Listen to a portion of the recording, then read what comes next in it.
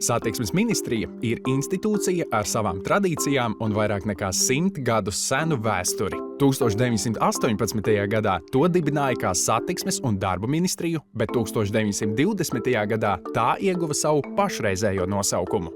Satiksmes ministrija ir vadošā valsts pārvaldes iestāde transporta un sakaru nozarēs. Mūsu atbildība ir šo nozaru izaugsme un ilgtspēja.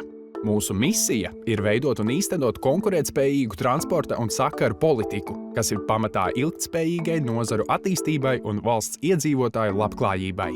Mūsu darbu un attieksmi ikdienā raksturo mūsu vērtības – profesionalitāte, sadarbība un visa centrā – cilvēks. Satiksmes ministrijas darbības prioritāte līdz 2027. gadam ir kļūt par transporta un sakaru nozaru viedokļu līderi.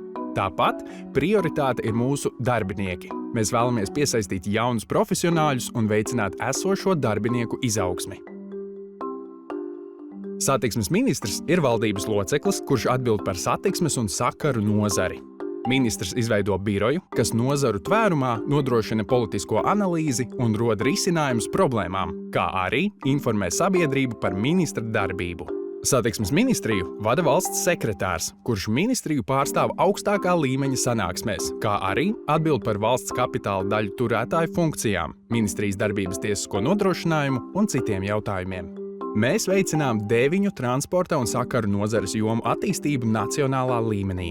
Mūsu atbildība ir arī Eiropas Savienības fondu un cita ārvalstu finansējuma piesaiste transporta un sakaru nozaru attīstībai. Mēs nodrošinām Latvijas interešu pārstāvniecību Eiropas Savienībā un citās starptautiskās institūcijās.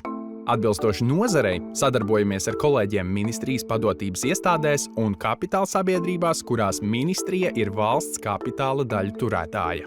Lai ikdienas darbu veiktu efektīvi, izmantojam mūsdienīgus rīkus.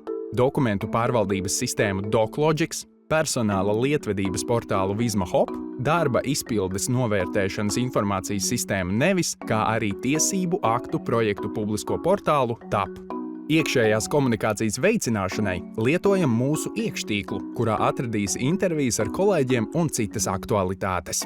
Mēs strādājam komandā, taču vienlaikus nodarbinātajiem nosakām arī individuāli sasniedzamos mērķus. Tāpat izvērtējam nodarbinātā kompetences, kvalifikāciju, kā arī mācību un attīstības vajadzības, izveidojot profesionālās izaugsmes plānu. Seko līdzi nozaru attīstībai ministrijas mājaslapā, kā arī mūsu komunikācijai sociālajos medijos. Ja tev ir jautājumi vai ieteikumi, vērsies pie tiešā vadītāja vai cilvēku resursu un darbības nodrošināšanas nodaļā. Ikviena darbam ir nozīme. Veidojam transporta un sakaru nozares nākotni kopā.